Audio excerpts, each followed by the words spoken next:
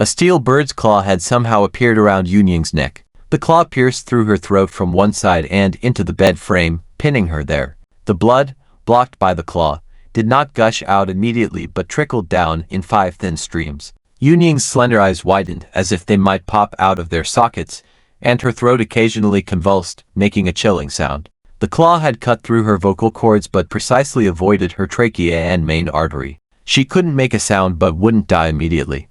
She could only watch her own blood drain away. Pei Hang smiled and said, "How do you like the taste of the heavenly eagle's claw?" People in the martial world may know that Pei Hang's 6-clawed eagle fingers are unparalleled, but they don't realize that the heavenly eagle's claw, famous a century ago, has become Pei's third hand. Yingyang's naked skin trembled in the damp, cold air, her eyes filled with shock, seemingly unable to believe that Pei Hang would kill her.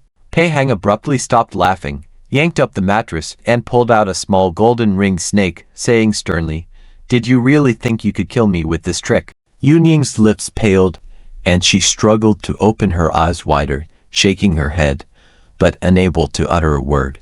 Pei Hang said coldly, "Legend is the most renowned assassin organization in the martial world.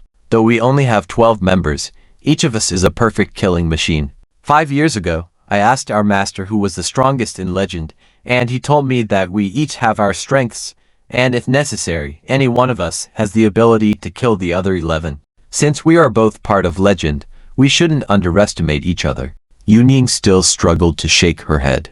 Pei Hang continued, "I observed this pavilion for 7 days and nights without making a move against you because I wasn't sure of victory. But you were so impatient, trying to kill me with the golden thread snake hidden in the bed during our intimate moment." With a forceful twist of his claw-like hand, the small snake was snapped into, and a jet of dark green, fishy blood shot out. "Your biggest mistake was underestimating your opponent's intelligence." Yingyang's throat gurgled, as if trying to say something.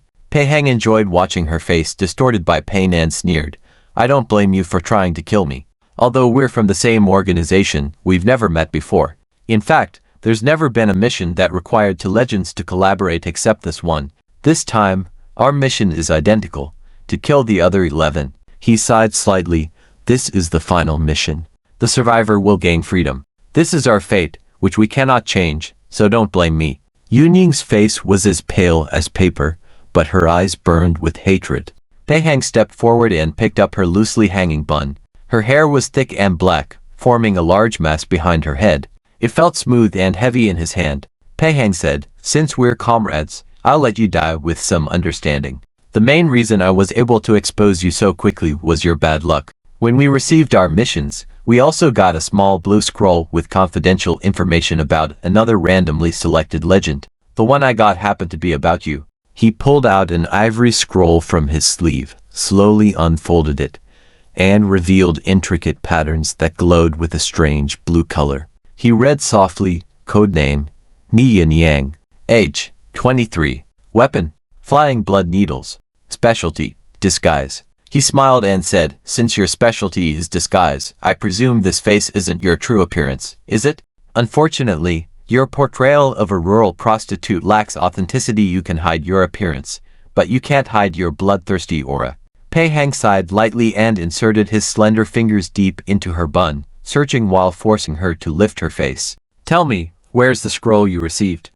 Yingyang tried to dodge his hand but was too weak. As she struggled, blood froth bubbled up in her throat. Finding nothing in her bun, Pei Hang disappointedly withdrew his hand and searched through her belongings. Scattered by the rumpled bedding were her clothes, pressing down on a bamboo basket that held the silver-plated cup he had seen before, along with several paper-folded black donkeys. Pei Hang found nothing and seemed somewhat impatient. He picked up one of the cups, lightly caressing it as he said, "If you won't give it up, I'll find them myself. I'm tired and just want to finish you off quickly, peel off the taboo with your name on it, and report to our master." A cold smile appeared on his face as he grabbed Yingyang's long hair, lifting her body along with the blood-soaked eagle's claw from the bed frame. With his other hand, he held the cup beneath her throat to catch the trickling blood. Only members of Legend have such tattoos, made with a very special ink. Normally, they're just invisible pinpricks, but when soaked in blood, they reveal themselves. This one will be my first collection. Once I have all 11, I can trade them to our master for my freedom." Yingyang's body twitched a few times and then went limp, her head hanging weakly on her chest as he manipulated her. Pei Hang filled the cup with blood and smiled ambiguously. Back in bed just now, I had already examined your body. Every inch of skin was smooth and flawless. That tattoo can only be hidden in your scalp beneath the hairline. Seemingly pleased with his deduction, he held the cup filled with blood before his eyes, made a toasting gesture, and was about to pour it over Yingyang's head. However, he felt thirsty in his throat. He suddenly remembered that he hadn't drunk water for several hours. Looking at the crimson liquid in the cup, the corners of his mouth curled into a mysterious smile. In the Tang dynasty's legends, Pei Hang once asked Yingyang for a drink of water. Earlier on the mountain path, I also asked for some, but unfortunately, the young lady's water pouch was empty. Now, this cup of nectar, condensed from your blood, is incredibly sweet. I'd be remiss not to accept it. With that, he couldn't help but laugh loudly and, tilting his head back, was about to drink it all. At that moment, over a dozen cold, eerie lights silently pierced through the curtains, flying towards Pei Hang. Pei Hang's laughter abruptly stopped. The lights approached swiftly, all flashing with a poisonous sheen. The room was extremely narrow, offering no escape. Even the silver cup in front of him was pierced through.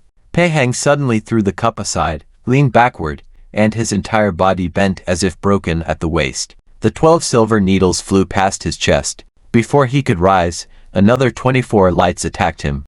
Pei Hang roared, his half-bent body sprang up, his breath reached its peak, and he activated his 12 fingernails, which whirled like the wind, creating a ball of bluish cha that enveloped the lights. With a few slight sounds, the lights touched his inch-long nails and fell to the ground like they had hit steel, revealing themselves as 5-inch-long silver needles. However, Pei Hang's movements suddenly froze. He had deflected 23 of the 24 needles, but one of the finest needles still scratched the tip of his right little finger.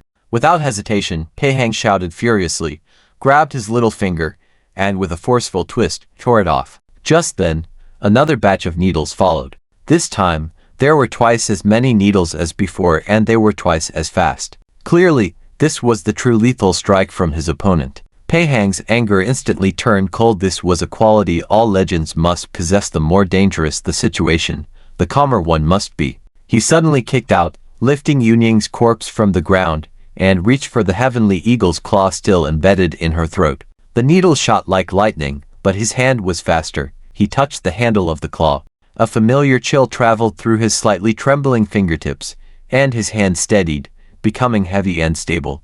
His confidence returned in an instant. He believed that once he equipped the heavenly eagle's claw, he could easily crush these poisonous needles into pieces of scrap metal with a single block. However, an inexplicable fear instantly swallowed his confidence. The heavenly eagle's claw was firmly stuck in Yingyang's throat bones and couldn't be pulled out.